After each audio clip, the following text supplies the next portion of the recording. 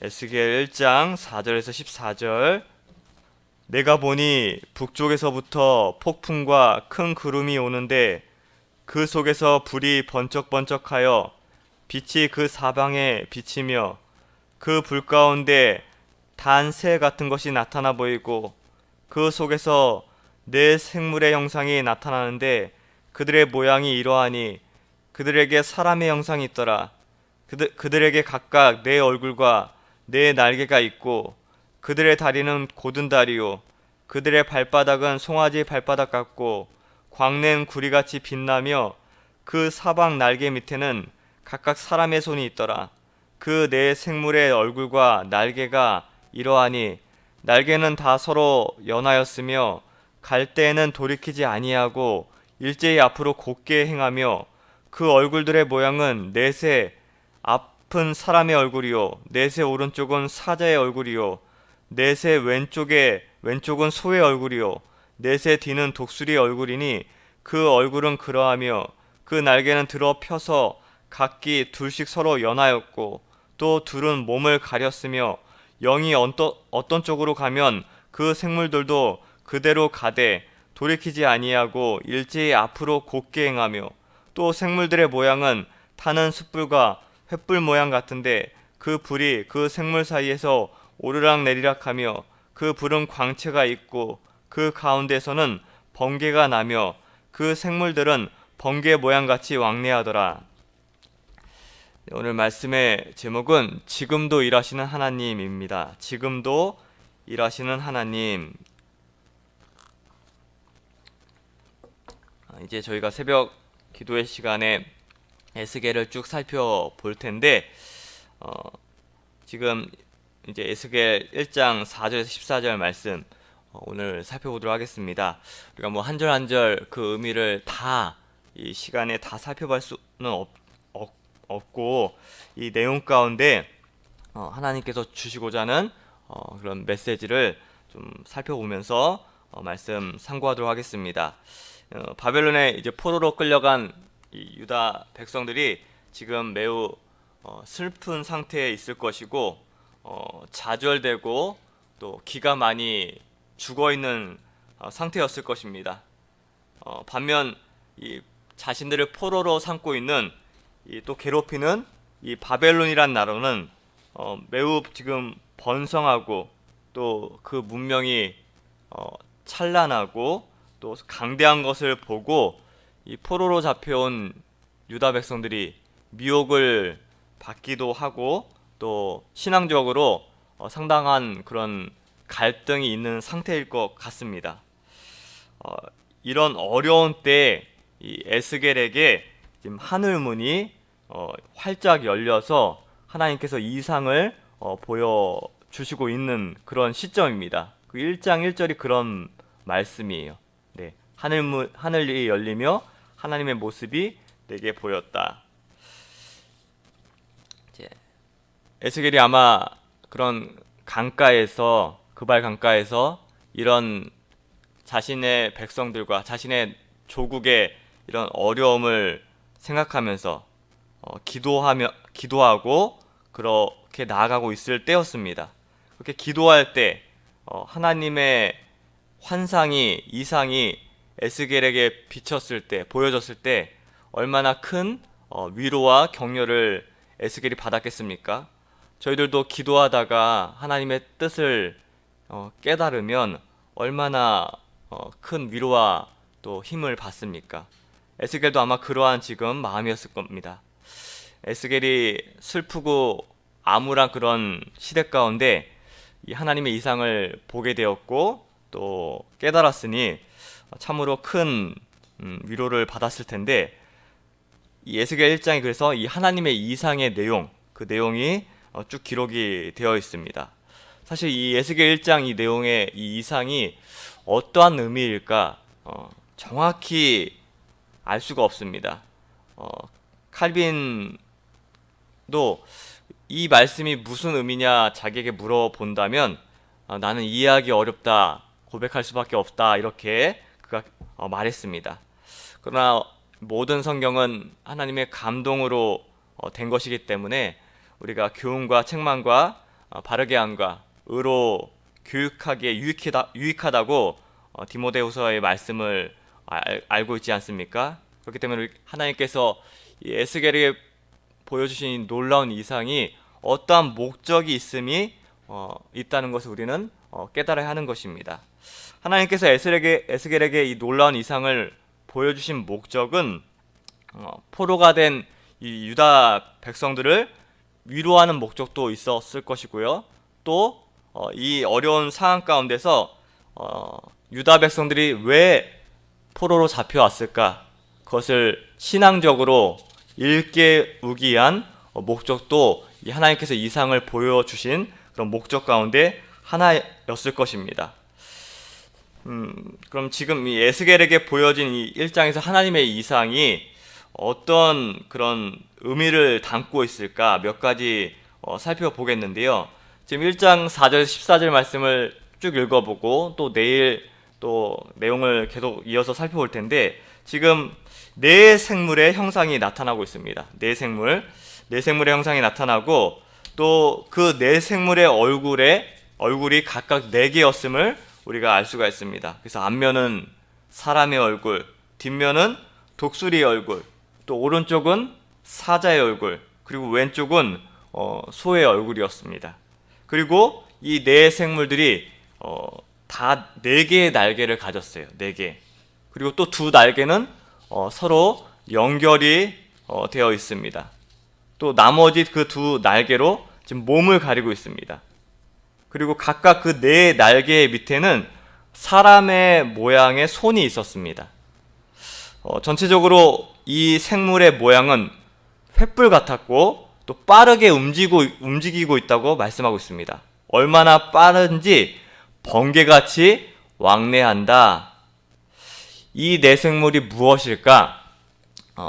이 에스겔 10장에 보면 이 네 생물들은 그룹으로 설명하고 있습니다. 그룹. 그러니까 천사였습니다.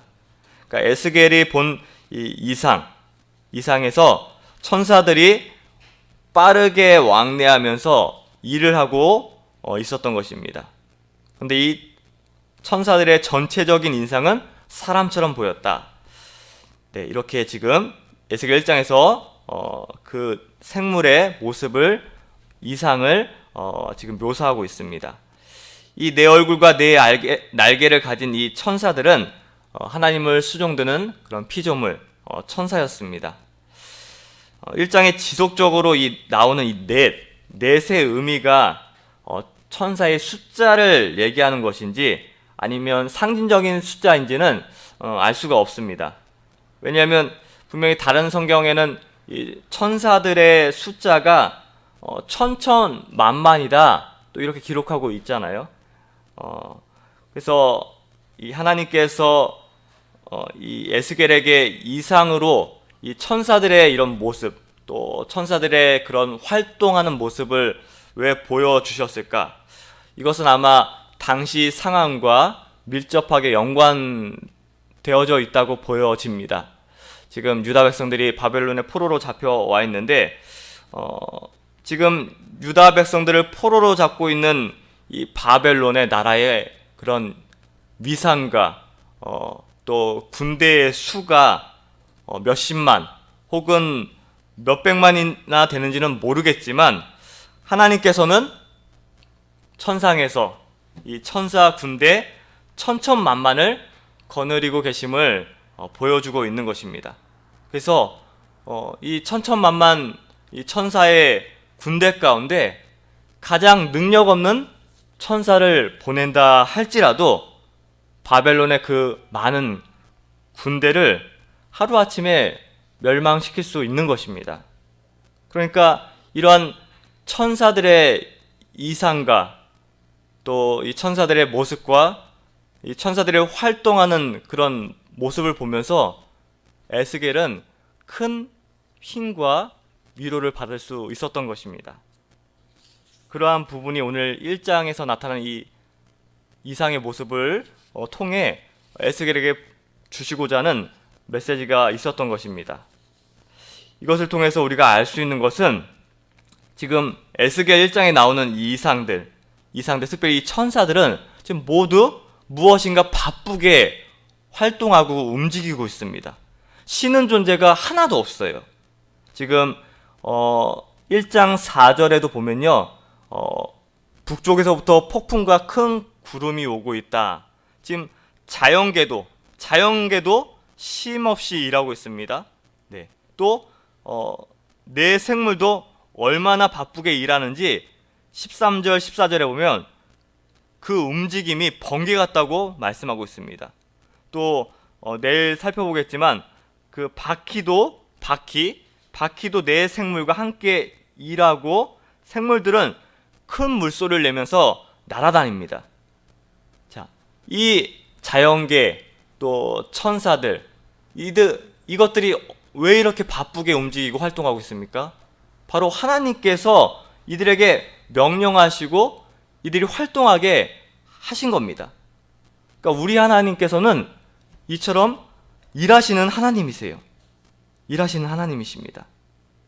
이 이상을 보았던 에스겔 선지자가 의문을 가졌을 것입니다.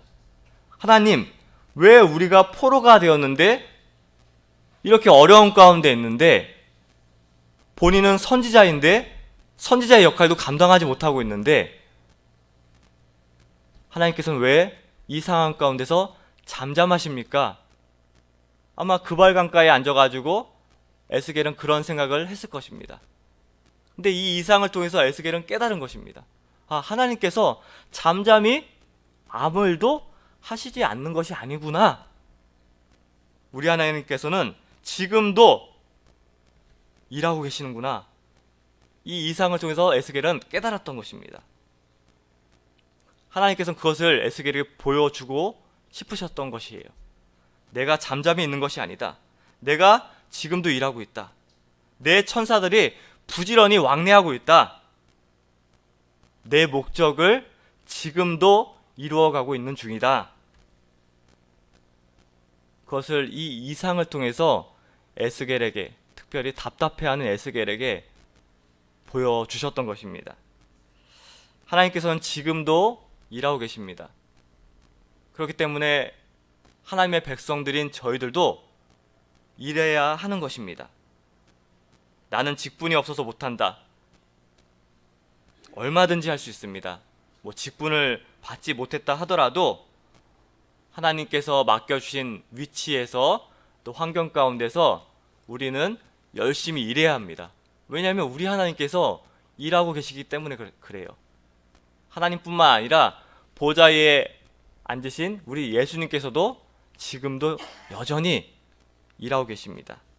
그렇기 때문에 우리는 어디선든 어디 있든지 하나님께서 맡기신 그런 사명을 위해서 지금도 충성되이 일하시는 저희가 되었으면 좋겠습니다.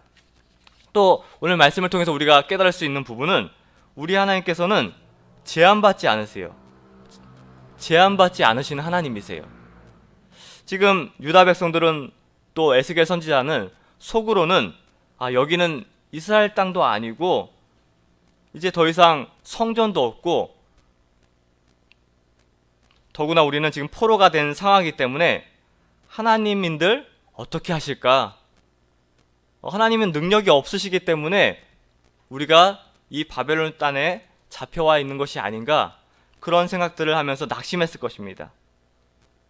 그런데 이 이상을 보여주면서 하나님께서는 시간과 장소의 제약 없이 하나님께서는 지금도 일하고 있음을 보여주시고 싶으셨던 것입니다. 하나님께서 여시면 닫을 자가 없고 닫으면 열 자가 없습니다. 하나님의 능력을 막을 자가 이 세상에는 아무도 없습니다. 그래서 이 이상을 통해서 하나님의 백성들이 바벨론 땅에 포로로 잡혀 있지만 그렇다고 우리 하나님께서 어떠한 제한을 받으시는 하나님이 아니심을 이 지금 에스겔 선지자에게 보여줬던 이상들을 통해서 알려주시고 있는 것입니다. 또 이 1장을 통해서 우리가 기억해야 될 부분은 지금 누가 먼저 찾아왔는가입니다. 에스겔이 먼저 하나님을 찾아갔을까? 아니죠. 에스겔 선지자가 그발강가에서 좌절에 빠져 있었을 때 에스겔 선지자는 그저 좌절에 빠져 있었습니다. 그런 에스겔에게 하나님께서 먼저 찾아와 주셔서 하늘을 열어 이상을 보여주셨습니다. 항상 하나님께서 먼저 찾아오십니다. 이것을 기억하셔야 돼요. 우리 하나님께서 좌절에 빠져 있고 낙심해 있고 눈물을 흘리고 있는 하나님의 자녀들에게 늘 항상 찾아오십니다. 80이 된 모세도 좌절하고 있었습니다. 그런데 그가 80 된 노인으로서 양치기를 하고 있을 때 하나님이 먼저 찾아와 주셨어요. 갈대아 우르에서 우상 숭배하고 있던 아브라함에게도 하나님께서 먼저 찾아와 주셨습니다. 예수님을 믿으면 죽이려고 했던 사도 바울에게도 예수님께서 먼저 찾아와 주셨습니다. 늘 우리 하나님께서 먼저 찾아와 주셔서 어려움 가운데 있는 백성들을, 또 믿음을 잘 지키고 나아가다가 시험 들어서 낙심하고 있는 하나님 백성들을 먼저 찾아와 주셔서 위로해 주시고 격려해 주시고 변화시켜 주시는 것입니다. 그 요한복음 15장 16절에 보면 너희가 나를 택한 것이 아니요 내가 너희를 택했다. 네, 우리가 택함을 받은 것도 내가 택한 것이 아닙니다. 하나님께서 저희들을 먼저 택해 주셨다 말씀하고 있고요. 또 요한일서 4장 19절 말씀에도 보면요, 우리가 사랑함은 그가 먼저 우리를 사랑했다. 우리가 사랑함은 예수님께서 먼저 우리를 사랑했다. 늘 항상 먼저 우리에게 찾아와 주시는 분은 우리 하나님이세요. 그래서 이러한 부분을 오늘 말씀을 통해서 우리가 또 기억을 해야 되겠고요. 또 하나님께서는 지금도 일하시는 하나님이시다 이렇게 말씀을 드렸는데, 에스겔 1장에 보면 지금 되게 복잡하게 생물도 나오고 또 이제 바퀴도 15절부터 나오고 이런 여러 복잡한 것들이, 이상들이 보이지만 우리가 1장에서 주목해야 될 부분은 어떤 생물도 아니고 또 그 생물이 천사인데 천사도 아니고 바퀴도 아니고 이 말씀의 클라이맥스는 바로 말씀하시는 하나님이십니다. 말씀하시는 하나님. 에스겔이 지금 말씀하시는 하나님의 음성을 들었는데 사실 천사가 바쁘게 움직이고 또 그 바퀴가 어디로 가고 그것이 중요한 것이 아닙니다. 중요한 것은 바로 하나님께서 말씀하시는 하나님이시다. 왜냐면 바퀴든 천사든 자연계든 이것들이 왜 이렇게 움직이고 또 바쁘게 돌아다니고 있습니까? 바로 하나님께서 그 말씀을 통해서 그들을 바쁘게 활동하고 움직이게 했기 때문에 그들이 그렇게 운행이 되고 있는 것입니다. 예나 지금이나 우리 하나님께서는 보좌에서 말씀으로 이 세상과 또 하나님의 백성들을 통치하고 계십니다. 하나님은 지금도 그렇기 때문에 말씀하고 계세요. 오늘날 이 성경을 통해서 또 수많은 하나님의 종들을 통하여 말씀하고 있습니다. 그렇기 때문에 저희는 이 말씀하시는 하나님의 음성을 듣고 순종하는 것이 너무나 중요합니다. 내일 살펴보겠지만 이 천사들의, 이 생물들의 모습이 자기 자유대로 막 움직이는 것이 아닙니다. 하나님의 말씀의 명령대로 그대로 따라서 움직입니다. 그래서 이 하나님의 말씀을 듣는 것, 또 그 말씀대로 순종하는 것이 너무나 중요한 것입니다. 하나님의 말씀대로 우리가 순종할 때 바로 하늘의 천천만만의 그 천사들이 바로 우리 편, 우리를 돕는 자들이 되는 것입니다. 이 불순종하는 자는 천천만만의 천사들과 싸우는 사람이 될 수밖에 없어요. 그 구약 성경 이사야 50장 20절 말씀에 보면 사사기 5장 20절 말씀에 보면 그 가나안의 군대 장관 그 시스라가 죽습니다. 근데 이 사람이 왜 죽냐면 사사기 5장 20절 겐 사람 헤벨의 아내 야일이 있는데 이 장막 말뚝으로 잠들어 있는 시스라의 얼굴을 박아버립니다. 그때 이 드보라가 이제 노래해요. 그 내용이 사사기 50장 20절 말씀인데 별들이 하늘에서부터 싸우되 그 다니는 길에서 시스라와 싸웠도다. 지금 시스라가 하늘의 별들, 하늘의 천군 천사와 싸워서 결국 비참하게 죽는 신세가 되었습니다. 그것을 드보라가 이제 노래하는 그 구절입니다. 이처럼 말씀을 불순종하고 나아가면 하늘의 천군 천사가 그 사람과 싸우는 것입니다. 반대로 우리가 하나님 말씀을 듣고 순종하면 하나님의 천군 천사가 우리를 도와줍니다. 하늘의 천군 천사가 하나님의 도움을 통해서 우리를 돕는 그런 인생이 된다면 얼마나 참으로 힘이 되는 인생이 되겠습니까? 오늘 말씀을 통해서 우리가 한 세 가지 내용을 좀 살펴봤습니다. 이 자연, 이 생물, 이 1장에 나오는 이 생물들, 천사들은 바로 하나님의 수종을 듣는 자들이다. 또 하나님께서는 바로 그 자연계 또 생물들을 통해서 지금도 일하고 계신다. 이스라엘 백성들이 바벨론의 포로에 잡혀온 거, 그래서 어떤 땅에 지금 제한되어 있는 거, 그런 거 상관없습니다. 어디에 있든지 어떤 상황이 있든지 우리 하나님께서는 제한 없이 지금도 일하고 계신다. 이것을 기억을 하셔야 되겠고요. 또 우리 하나님께서는 어려움 가운데 있는 자기 백성들에게 먼저 찾아와 주시는 하나님이시다. 이러한 세 가지 오늘 본문 말씀을 통해서 잘 기억하셔서 우리의 하나님께서 오늘날도 말씀을 통해서 말씀하시는데 그 말씀을 순종함으로 말미암아 하나님의 도우심을 받는 그런 참으로 지혜로운 인생들 다 되시기를 간절히 소망하겠습니다. 말씀 생각하면서 잠깐 기도하겠습니다. 하나님, 에스겔과 유다 백성들은 바벨론의 포로로 잡혀와 절망 가운데 사로잡혀 있었습니다. 그때 하나님께서는 에스겔 선지자에게 이상을 통하여 우리 하나님께서는 지금도 일하고 계신 하나님을 보여주시면서 큰 위로와 힘을 얻게 하여 주셨습니다. 하나님, 저희들 낙심 가운데 있고 절망 가운데 있을 때 여러 믿음 없는 생각과 또 믿음 없이 나아갈 때가 많습니다.